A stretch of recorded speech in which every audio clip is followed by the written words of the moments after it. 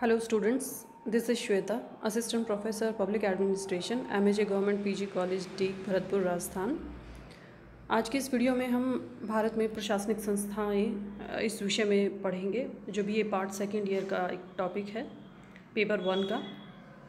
First of all we need to understand what are administrative institutions. हमें समझने की आवश्यकता है कि प्रशासनिक संस्थाएं क्या है। संविधान द्वारा घोषित उद्देश्यों को क्रियान्वित करने का साधन। जैसा कि आप देख सकते हैं, प्रशासनिक संस्थाएं संविधान द्वारा घोषित उद्देश्यों को क्रियान्वित करने का एक साधन है। प्रशासनिक संस्थाओं के अर्थ को समझने के लिए आपको समझना आवश्यक है कि शासन और प्रशासन में क्या अंतर होता है। जैसा कि आप जानते हैं, राज्य के 3 अंग हैं, कार्यपालिका, विधायिका और न्यायपालिका। विधायिका का कार्य क्या है? विधि निर्माण करना। कार्यपालिका का काम है उन नियमों कानूनों को क्रियान्वित करना, और न्यायपालिका विधि के व्याख्या के लिए संविधान द्वारा स्थापित होती है। अब शासन और प्रशासन में क्या अंतर है? विधायिका में से चयनित होती है कार्यपालिका, जिसका मुख्य कार्य है विधायिका द्वारा निर्धारित कानूनों और नियमों को क्रियान्वित करना। तो इन नियमों और कानूनों को क्रियान्वित करने के लिए एक मैकेनिज़्म होता है जिसे हम प्रशासन कहते हैं, जो इसको क्रियान्वित करता है। यानी कार्यपालिका किससे क्रियान्वित करवा रही है? प्रशासन से। नीति नियमों, जन नीतियाँ जो बनाई जाती हैं, पॉलिसीज़ इम्प्लीमेंटेशन के लिए मैकेनिज़्म होता है प्रशासन। यानी शासन जिसे हम सत्ता सरकार भी कहते हैं, और प्रशासन जो नियुक्ति प्राप्त होता है, ये एक स्थायी संस्था होती है। सरकार अथवा शासन की जन नीतियों को मूर्त रूप देने वाली सरकारी इकाई होती है प्रशासनिक संस्थाएं। क्रियाशील सरकार के अधीन रहते हुए उनके द्वारा निर्धारित लक्ष्य को प्राप्त करती हैं।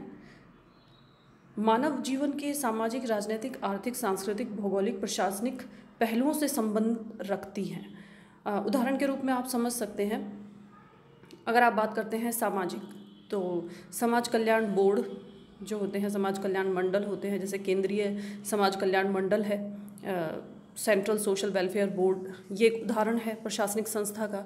संविधान द्वारा स्थापित प्रशासनिक संस्थाएं हैं, जैसे यूनियन पब्लिक सर्विस कमीशन, संघ लोक सेवा आयोग जो केंद्र में है। राज्यों में भी इस तरह की संस्थाएं होती हैं। केंद्रीय तथा राज्य स्तर पर सरकार की नीतियों को क्रियान्वित करने के लिए विभिन्न प्रकार की संस्थाएं होती हैं और उन्हें अलग अलग नामों से पुकारा जाता है, जैसे आयोग, परिषद, संगठन, अभिकरण, प्राधिकरण। अब इनके उदाहरण को समझने के लिए आप देखें प्रशासनिक संस्थाओं के उदाहरण। भारत में संविधान द्वारा स्थापित प्रशासनिक संस्थाएं हैं, जैसे संघ लोक सेवा आयोग है। विभिन्न राज्यों में स्थापित राज्य लोक सेवा आयोग हैं, जैसे राजस्थान में आप देखें तो राजस्थान लोक सेवा आयोग है। इसके अलावा भी कई संवैधानिक संस्थाएं हैं, जैसे आप देखें controller auditor general of India, ये भी एक, जिसे हम शॉर्ट में कैग कहते हैं। फिर आता है आपका उच्च शिक्षा के क्षेत्र में आप देख सकते हैं विश्वविद्यालय अनुदान आयोग, जिसे हम यूनिवर्सिटी ग्रांट कमीशन कहते हैं। लोक उपक्रम के क्षेत्र में यानी पब्लिक सेक्टर अंडरटेकिंग्स में हम देखते हैं केंद्र में रेलवे, डाक। रेलवे का आप नेटवर्क देखिए, पूरे देश में छाया हुआ है, बिखरा हुआ है, बिछा हुआ है जिसे हम कह सकते हैं, लेकिन उसका नियंत्रण केंद्र के हाथ में है। डाक विभाग भी ऐसी ही एक संस्था है। परिवहन निगम जो राज्यों में अलग अलग राज्यों में स्थापित हैं, ये भी प्रशासनिक इकाई का एक उदाहरण है। सामाजिक क्षेत्र में जैसा आपको पहले बताया, केंद्रीय समाज कल्याण मंडल, सेंट्रल सोशल वेलफेयर बोर्ड, और इसी तरह की संस्थाएं राज्यों में भी स्थापित हैं। केंद्रीय स्तर पर मंत्रालय और राज्य स्तर पर विभाग इत्यादि प्रशासनिक संस्थान का उदाहरण है। आप देखिए, जैसे राजस्थान राज्य में आपका उच्च शिक्षा के क्षेत्र में ही डिपार्टमेंट ऑफ कॉलेज एजुकेशन है, उच्च शिक्षा विभाग। ये भी एक प्रशासनिक इकाई है जो कि राजस्थान सरकार के अंतर्गत स्थापित, राजस्थान सरकार के द्वारा स्थापित पूरे राज्य में जो गवर्नमेंट कॉलेजेस हैं उनके लिए गाइडलाइंस यानी दिशा निर्देश जारी करती है, जिसके आधार पे सभी कॉलेजेस में वर्क किया जाता है। तो ये कुछ उदाहरण थे प्रशासनिक संस्थाओं के। उसके बाद हम आते हैं लोकतांत्रिक समाजवादी समाज में प्रशासनिक संस्थाओं की प्रकृति। लोकतांत्रिक समाजवादी, यानी आपको लोकतंत्र और समाजवाद दोनों शब्दों का अर्थ जानने की आवश्यकता है। लोकतंत्र क्या होता है? जो एक सिंपल सी आप कई बार स्टेटमेंट पढ़ते हैं, जनता का, जनता के लिए, जनता द्वारा शासन। हमारे देश में भी भारत एक इसका उदाहरण है, लोकतंत्र है। यूनाइटेड स्टेट्स ऑफ अमेरिका यानी संयुक्त राज्य अमेरिका भी एक लोकतंत्र है।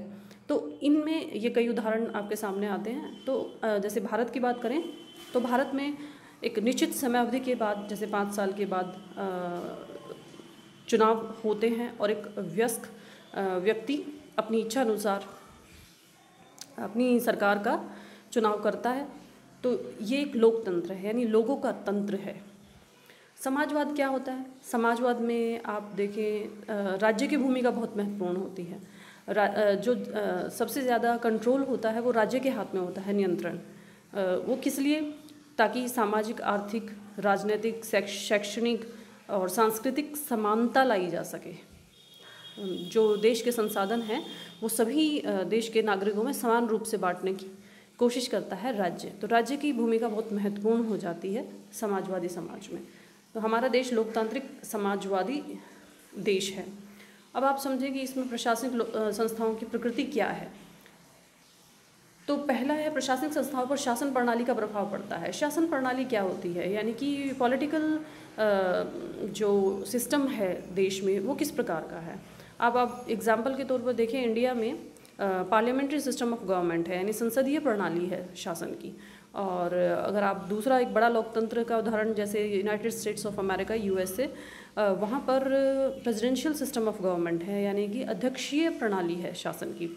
तो अध्यक्षीय प्रणाली में राष्ट्रपति यानी प्रेसिडेंट देश का मुखिया होता है, head of the state, head of the government. उसका जो मंत्रिमंडल है जो अमेरिका में है, राष्ट्रपति का जो मंत्रिमंडल है वो वहाँ की विधायिका यानी कांग्रेस जो केंद्र की विधायिका है वहाँ के सदस्य नहीं होते वो, तो वो उनके प्रति जवाबदेह भी नहीं होते। राष्ट्रपति के हाथ में फुल पावर होती है, लेकिन वहाँ के संविधान में भी सेपरेशन ऑफ पावर है। जुडिशरी यानी न्यायपालिका के पास अपनी शक्तियाँ हैं, विधायिका के पास अपनी, और कार्यपालिका जो कि प्रेसिडेंट है उसके पास अपनी। लेकिन प्रेसिडेंट ऑफ अमेरिका वो मतलब रियल मुखिया होता है, जिसे हम नाममात्र का मुखिया नहीं कहते, जो original state head of the state कहलाता है। अब आप देखें इंडिया में प्रधानमंत्री और मंत्रिमंडल जो होते हैं उनके हाथ में सत्ता होती है। राष्ट्रपति नाममात्र का मुखिया कहलाता है। यहाँ पर जो प्रधानमंत्री मंत्रिमंडल है वो संसद के प्रति जवाबदेह होता है, क्योंकि वो उनके ही चुने हुए सदस्य हैं, यानी जो विधायिका में से ही कार्यपालिका चयनित होकर के सरकार बना रही है, तो वो उनके प्रति जवाबदेह हैं। अगर संसद में मंत्रिमंडल अपना विश्वास खो देता है, यानी कि संसद के और जो सांसद हैं उनका मंत्रिमंडल में विश्वास नहीं है, तो पूरे मंत्रिमंडल को इस्तीफा देना पड़ सकता है। तो ये संसदीय प्रणाली है, वो अध्यक्षीय प्रणाली है। दोनों प्रणालियों का वहाँ की प्रशासनिक संस्थाओं पर आवश्यक रूप से प्रभाव पड़ता है। जिस तरह की शासन प्रणाली है उसी तरह की प्रशासनिक संस्थाएं होती हैं। दूसरा पॉइंट आता है राजनीतिक दलों और गैर राजनीतिक दलों का प्रभाव। राजनीतिक दलों का प्रभाव यानी कि जो पॉलिटिकल पार्टीज़ किसी कंट्री में है उनकी क्या विचारधारा है, सत्ता में भी और जो बाहर हैं विपक्ष में उनका भी प्रशासनिक प्रणाली पर, प्रशासनिक इकाइयों पर प्रभाव पड़ता है। कैसे? अगर आप देखें कि कोई भी प्रशासनिक इकाई है उसका वर्क प्रोसेस क्या है, उसका स्ट्रक्चर क्या है, वो सब चीज़ें प्रभावित होती हैं सत्ताधारी सरकार की विचारधारा से। उनका मैनिफेस्टो क्या है, वो किस विचारधारा को लेकर के अपने जहन में लेकर के सत्ता में आई हैं। उसके बाद अगर विपक्ष में जो राजनीतिक पार्टियां बैठी हैं उनका भी प्रेशर जो है प्रशासनिक इकाइयों पर पड़ता है। आपने कई बार देखा होगा कि जब कभी नीतियों का निर्माण होता है और वो इम्प्लीमेंट की जाती हैं पॉलिसीज़, अगर उनसे जनता सेटिस्फाई नहीं है, वो राजनीतिक पार्टियां जो विपक्ष में वो सेटिस्फाई नहीं है, तो वो उस पर ऑब्जेक्शन करती हैं। और बहुत से ऐसे समय रहे हैं जब कार्यपालिका यानी सरकार यानी शासन को उनमें कुछ एक बदलाव करने पड़ते हैं। अब है गैर राजनीतिक संगठनों का प्रभाव। गैर राजनीतिक संगठनों में आप देखते हैं प्रेशर ग्रुप्स, जिसे दबाव समूह कहा जाता है। फिर आते हैं आप देखें NGOs नॉन गवर्नमेंटल इंस्टीट्यूशंस हैं। समय समय पर जो सरकार है, शासन है, वो अपनी नीतियाँ जो बनाती है, जन नीतियाँ होती हैं, पॉलिसीज़, उनका प्रचार और प्रसार समाचार पत्र के माध्यम से या टीवी न्यूज़ चैनल के माध्यम से करती है, ताकि उनकी पॉलिसीज़ जनता तक पहुंच सके कि उन्होंने जनता के हित में क्या क्या नीतियाँ बनाई हैं। अगर कभी उन नीतियों की आलोचना भी होती है तो ये दबाव समूह और ये NGOs, ये जो गैर राजनीतिक संगठन हैं, ये प्रशासनिक इकाइयों पर दबाव बनाते हैं ताकि वो जनता के हित में कार्य कर सके। फिर आता है कि बहुत स्तरीय प्रशासनिक संस्थाएं, यानी अपने देश का उदाहरण ले तो भारत का, तो केंद्र में, राज्य में और प्रांत, लोकल लेवल पर अलग अलग प्रशासनिक संस्थाएं देखी जा सकती हैं। 3 स्तरों पर हैं। केंद्र में विभिन्न प्रकार की प्रशासनिक संस्थाएं आप हर क्षेत्र में देख सकते हैं, शिक्षा के क्षेत्र में, चिकित्सा के क्षेत्र में, या आप आर्थिक क्षेत्र में देख सकते हैं। आर्थिक क्षेत्र में भी PSUs हैं, जो पब्लिक सेक्टर अंडरटेकिंग्स हैं, जो वो इन्हीं का एक उदाहरण है। रेलवे, डाक, और जैसे OL नेचुरल गैस एक कंपनी है, तो वो भी सरकारी क्षेत्र में कार्य करती है।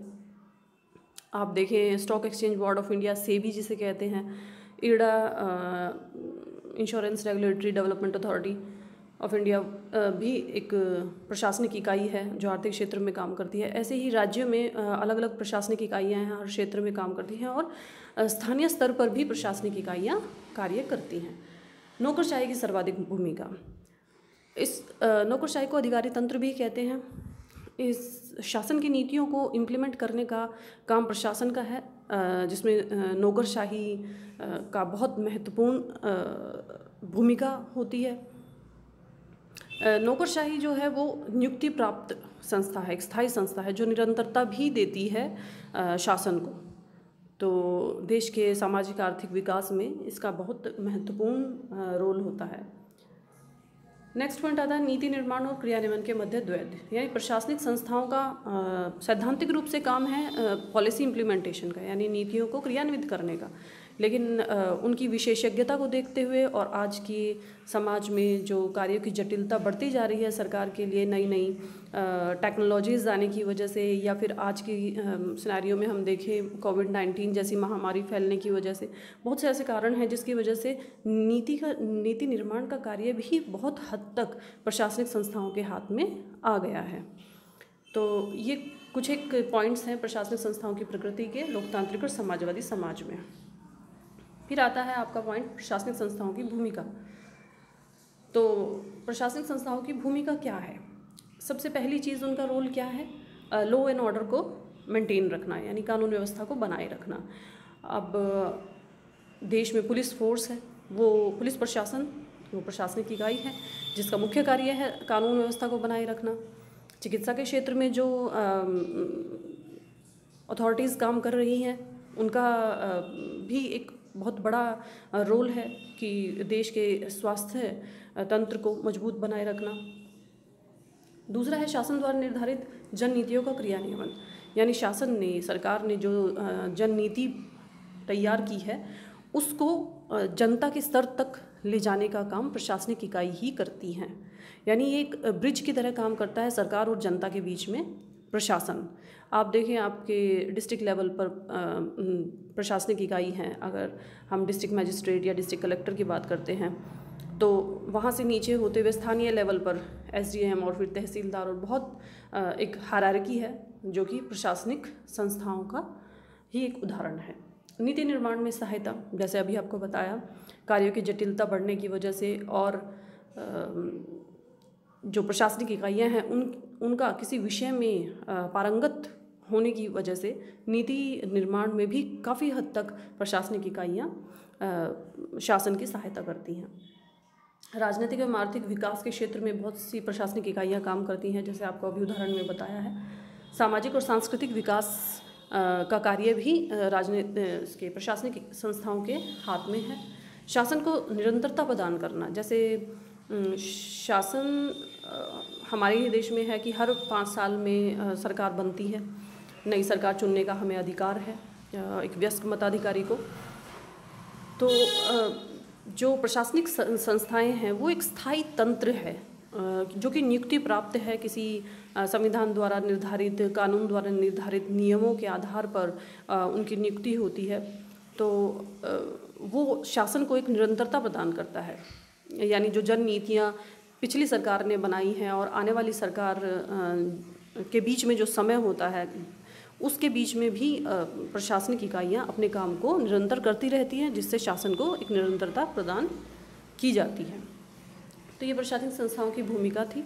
आज आपने पढ़ा what are the administrative institutions, their role.